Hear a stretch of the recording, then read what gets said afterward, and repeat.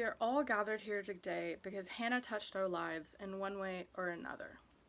Funerals are more about those who are still living than they are about those who are dead. So on the one hand, Hannah would be very glad that we are all gathered here together, because over the duration of her life, the one goal that she always had was to make a difference to those around her. On the other hand, she wouldn't want us to be grieving. She would want us to know that it was just her time and that she was ready for it, and she doesn't want us to be sad.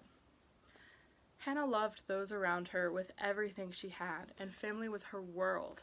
Her family came in a lot of different forms: her biological family, her husband and children, all of the animals that she helped foster and raise, her students, and her fans. She loved her students immensely, and her students loved her back. She received the student-chosen Best Professor Award numerous times over her very long career. She was a dedicated researcher and a world-renowned expert on deviant burials.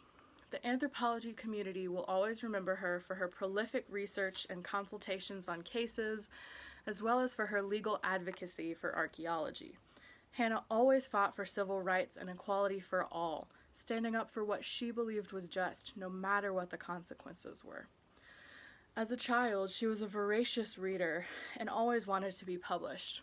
When she finished her first book, she didn't want to take it to a publishing agency because she didn't think that it was good enough to be published. She was so honored and humbled that readers loved her books as much as she loved writing them. Her 12 New York Times bestsellers were more rewarding to her for the response of her fans than for the fact that they were bestsellers. She regularly gave away copies of her books to fans and was very fond of leaving autographs in random books in small indie bookstores. She donated the majority of her salary each year to charities and was known by all her students as someone that they could go to if they ever needed help. She loved to do hands-on crafts and donated immense amounts of her crafts to those in need. Each winter, she would be busy knitting hats, scarves, mittens, socks. Each summer, she would focus on sewing dresses and feminine products for girls in Africa. Every Christmas, each member of her house would pack a shoebox for Operation Christmas Child. She used to tell those around her that the best gifts are made with love.